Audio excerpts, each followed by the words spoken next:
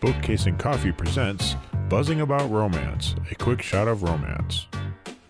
Hey everyone, welcome to Buzzing About Romance, a quick shot of romance. And joining me for this episode is podcast contributor Jenny. Hi, Jenny. Hi, Becky. And if you pick this book up based on our review, please know that it is all Jenny's fault. I will take all the blame. Cursing little kids and chaos, it's all Jenny's fault. Okay, so on this episode of A Quick Shot of Romance, we are reviewing In a Jam by Kate Canterbury. This is a newer release, so this will be a spoiler-free episode. Jenny, will you read us the synopsis from Goodreads?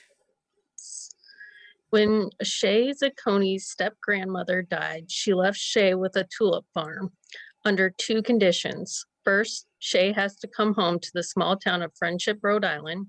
Second, and most problematic since her fiance just called off the wedding, Shay must marry within 1 year. Marriage is the last thing in the world Shay wants, but she'll do anything to save the only real home she's ever known. Noah Barron loved Shay Zacconi back in high school. Not that he ever told her. He was too shy, too awkward, too painfully uncool to ask out the beautiful, popular girl. A lifetime later, Noah's a single dad to his niece and has his hands full running the family business. That old crush is the furthest thing from his mind until Shay returns to their hometown. So the author does put some content and trigger warnings into the blurb.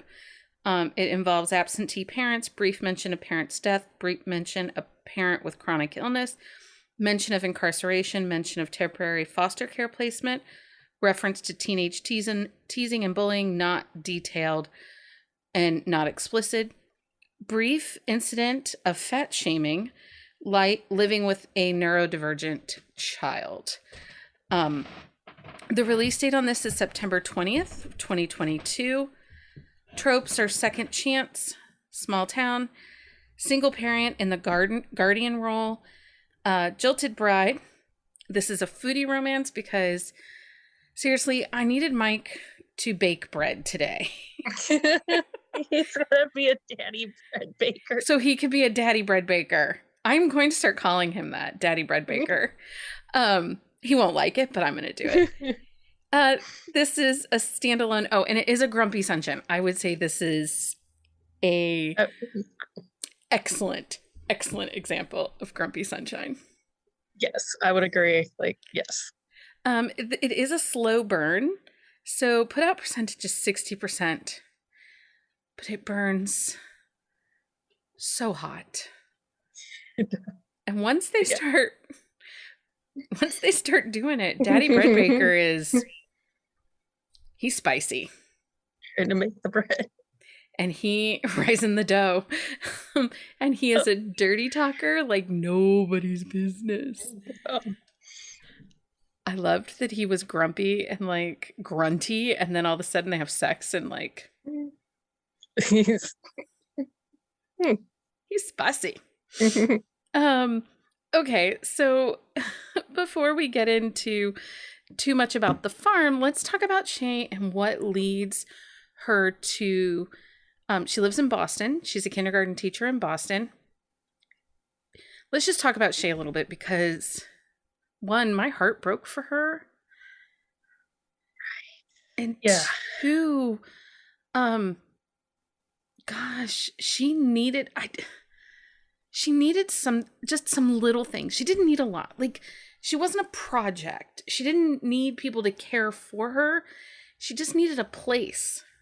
Right. She needed, because she has a great group of friends, but she needed more roots, like daily connection, people she's doing life with on a regular basis. Yeah, and I hate to use the word project, but she needs people that need her. Like, she needs to have a role and be comfortable in that role and needed in that role. And her upbringing was very untraditional. She was raised by a single mom who was a foreign war correspondent and was very famous and constantly gone. So Shay really spends her life being raised by nannies and put in boarding schools. And when she was in high school, she actually got kicked out of her boarding school and was sent to live with her mother's his mom. So this ends up being Shay's grandmother, or, step grandmother. And Lolly, right? Her name was Lolly. Right. Lottie. Grandma Lottie. Yes. And Lottie, like, those 2 years that she spent with Lottie were like the only time she felt like she belonged. Right. It was the first time she had like a lot of the things that we think of when we think of home. Well, but she didn't necessarily settle in and find a niche and a happily place to sit. She just felt like things were stable, and especially with Lottie, like she belonged to Lottie. Right. Like that acceptance and just the, like you said, stability. Like, yeah. So the prologue of the book is basically Shay getting jilted on her wedding day. She's full in her gown, hair and makeup, and her intended calls her and says, "I'm not coming and my family's not there either. I told them last night." Right? What a thing. I was like, fucking douche. Douche. Oh. Like, you let her get dressed. like, balls up, dude. Like, really? Really? Anyway, so then we go into chapter 1. She is living on her friend's couch. A process server knocks on the door. She's handed Lottie's will. Yes. And it's been like a few months since she's passed. They've had trouble finding her. Yeah. Yeah. And so she basically is told, hey, you have to move to the family farm. You have to, you inherit it. It's all yours. Oh, and by the way, you have to get married within a year or you don't get to keep it and it just goes to the city. Right. Which the city is the town of Friendship, Rhode Island. And had the town inherited the farm, it would have gone to Noah anyway, because that town, 2 towns over, 3 towns away, those people could not do anything without showing up on Noah's doorstep being like, "Can you fix this?" Right. That, like, he fixes everybody's problems, and he doesn't just fix them. Like, he has a solution that's like long-standing and environmentally friendly and like gives people jobs. And you learn this as you read the book, but his father, to the detriment of the family farm, to the detriment of the family wealth, had been the town's problem solver. The town needed money for this. He came up with the money. If the town needed extra people to handle this, Noah's dad did this. And Noah's dad died unexpectedly. Noah's been saddled with the farm. 3 years on the farm. His sister had made some life choices and things went awry for her, leaving her daughter without her mom. And so now he is parent and guardian to young Miss Jenny. Emma Jean. So before we talk about Emma Jean, let's talk about Noah and who he is. Because, man, I didn't put this. He's a pining hero. Yeah, if there's ever a pining hero, like, I think he takes it, like like he is 75 of those pine tree air fresheners, like pining pine. Yeah, because it's been like a while since he's seen her, and at least 12 years, because they're late 20s, early 30s. So he left the small town, went off to Yale, became a very successful contract lawyer on Wall Street, but came home to the farm when his dad died unexpectedly.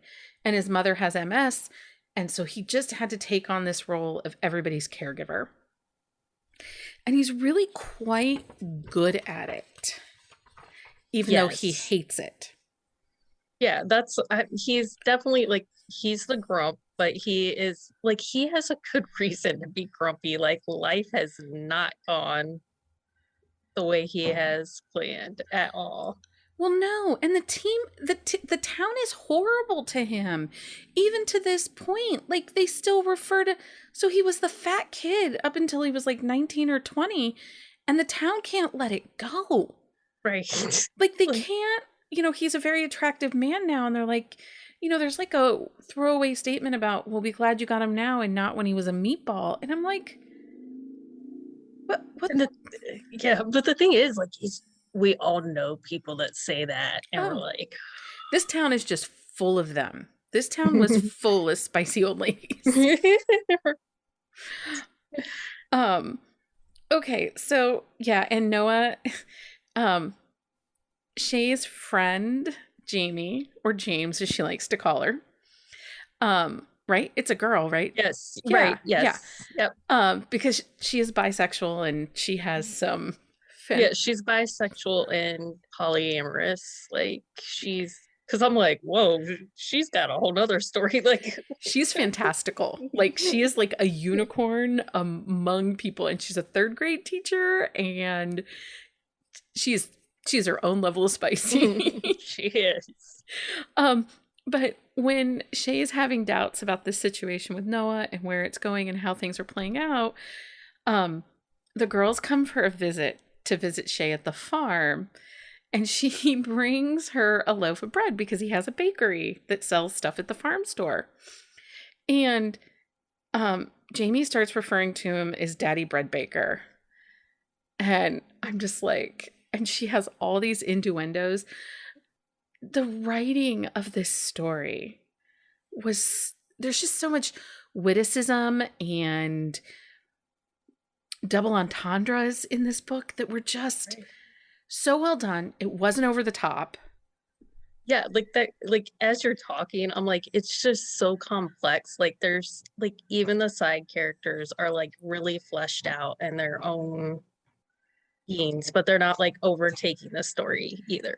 No, there's like a smartness to this book, and it does kind of borderline on a rom-com a little bit because there are some definite funny moments, but it was so smart and so unexpected, and the humor was dry but whimsical, and I just really can't express how complex and how beautiful this story was, because it really just you just kept thinking, can she keep this up through the whole book? Like, right? Like, and yes, because I think that's like in Discord, like I tell everybody, like all the little pieces like come together. Like she just created like this amazing puzzle of a story that. Well, and there's so many little connecting things that you don't quite grasp until you're like 20 pages later. And they're just, this book was just so very good. Okay, so let's talk about Jenny, because so on Instagram, and Kelly Reads, I was looking for Jilted Bride, and she's like, "Oh, in a jam, like this is my favorite new book." And I'm like, "Okay." She's like, "No, this might be my favorite kid in romance." And I was like, "Okay," because we've seen some really cute kids, right? Like Layla from Dr. Scandalous, she's a child and she is spicy. So there's other like really great child characters. I was not prepared for Imogene. This girl, like, she is like, I feel this girl. Page 31. "And we have chickens too," Jenny said, "but they're dumb bitches." She cusses like an adult. Right. And she uses it correctly. Yeah. Which cracks me up. Like she yells at the chickens, "Don't peck me, you nasty old wench." Like it's because she's at one point she's like talking about Noah making eggs and like says like he puts ham and cheese and that shit tastes good or something like that. And yes. And he refers to her as the child pirate. She does, there's this whole situation with her mother that has led her to be now adopted and living with her uncle. And she has some, trauma from that. And it's all age appropriate trauma. right.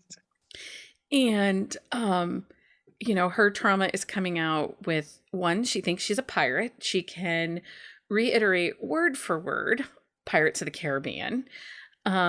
She wears an eye patch, carries around a sword.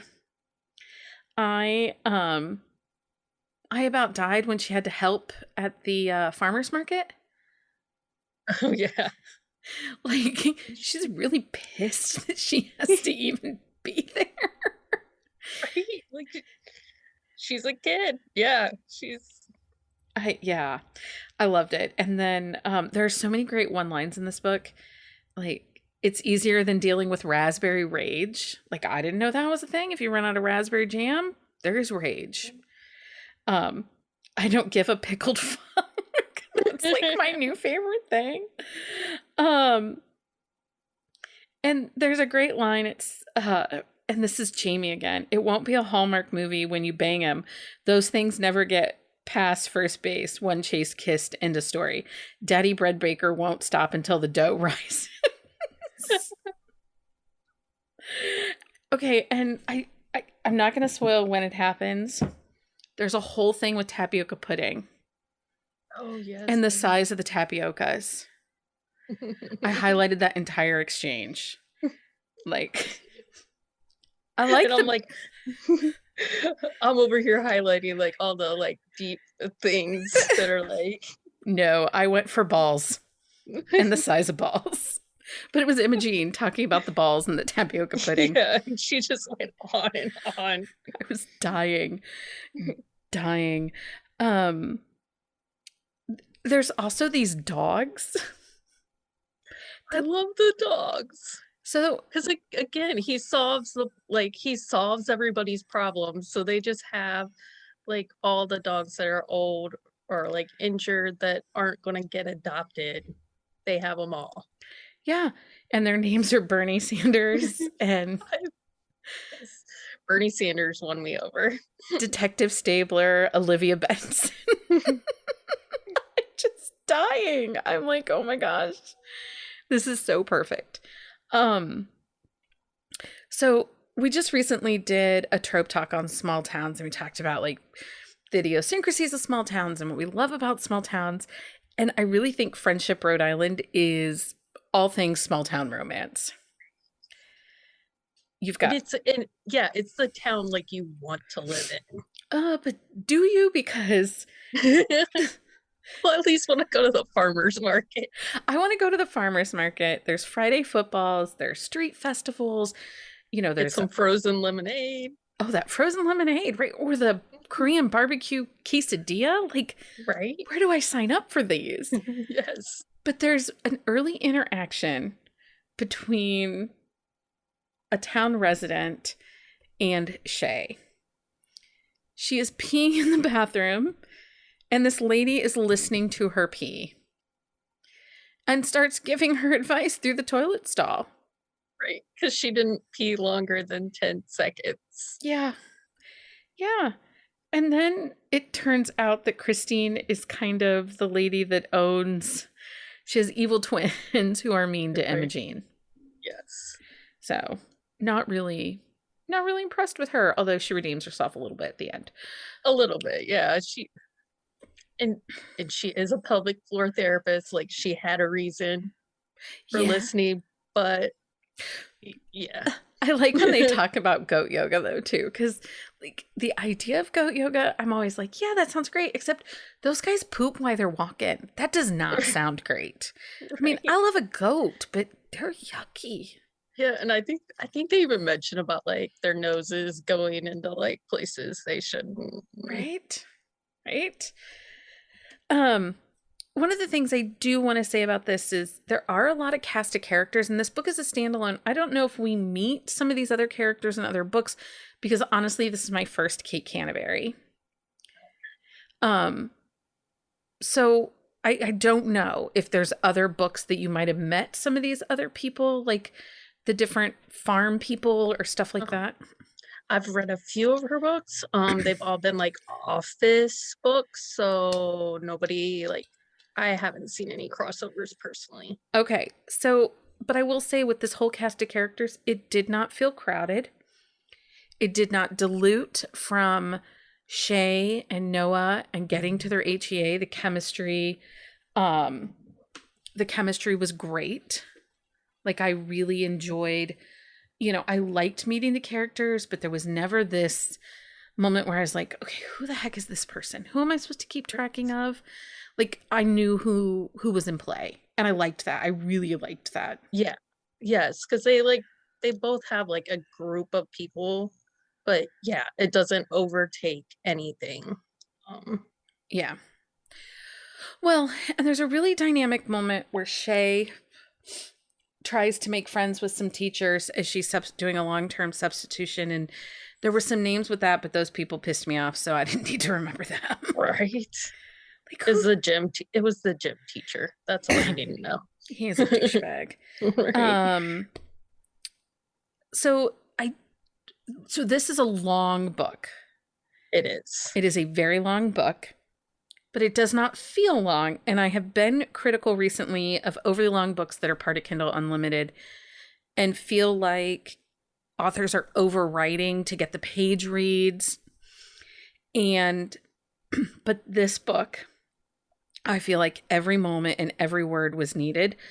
And I think that this book shines brightest because it had all those words and had all that length. And yeah, I 100% agree. Like, all those details like created this like dynamic story and world that like you feel a part of. Like I said, like just the way she put everything together. Yeah, I don't know that if the book I don't know what she could have cut to make the book would have felt like it was losing something. We needed some of these pieces. You needed Shay's breakdown. You needed the moments on the Twin Tulips farm, which there is a story there, and we only got bits and pieces of that story of that farm. Right. Because it was built for twin sisters that had to have everything the same. So there's 2 of everything in this house and in this farm.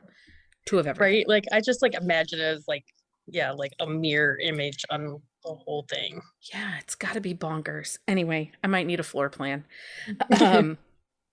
Okay, so Jenny, did you like this book? I did. I keep recommending it to everyone.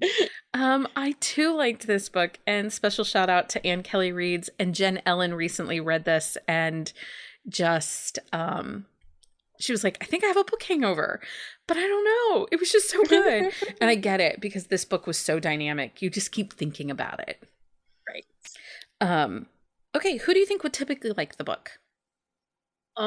Definitely small town. Like, if you love a small town romance, single parent. Yeah, I think small town, single parent. If you want a story that has some deep emotion but some levity to it, then this is absolutely a book you should try.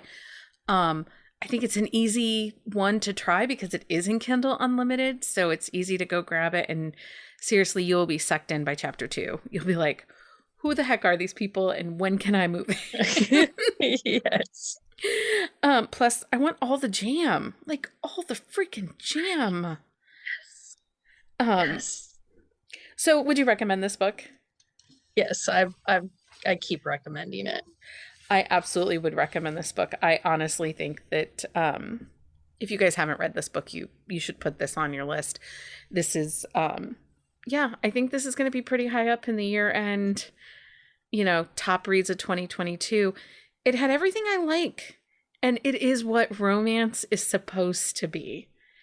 Yes. I think it has something for everybody. It did, because it really even delved into not just like finding that one true love and the person you're supposed to spend your life with, but it also talked about self-love, and there was a sexual positivity to it because there's a whole scene with vibrators and adult toys that we didn't even talk about. So yes, there's so much in this book, so much. But it just it hit some really big marks and some things that sometimes we miss in romance. There were so many layers to this story, and it was just phenomenal. Okay, so do you have a book you think we should review for a quick shot of romance? Send us an email to thebees@bookcaseandcoffee.com. You can also join us on Patreon for short reviews like Should You Read It and Buzzing After Dark. And you can join us over there at patreon.com/bookcaseandcoffee. Jenny, thank you so much for joining me for this quick shot of romance. You're welcome. Until next time, everyone, happy reading. Find us on Instagram at Buzzing About Romance or on Twitter at Buzzing Romance. If you like the podcast, please leave a review. If you'd like to support us directly, join the Bookcase and Coffee Patreon and receive exclusive content only available to Patreon members. Check out bookcaseandcoffee.com for our on-the-shelf show notes.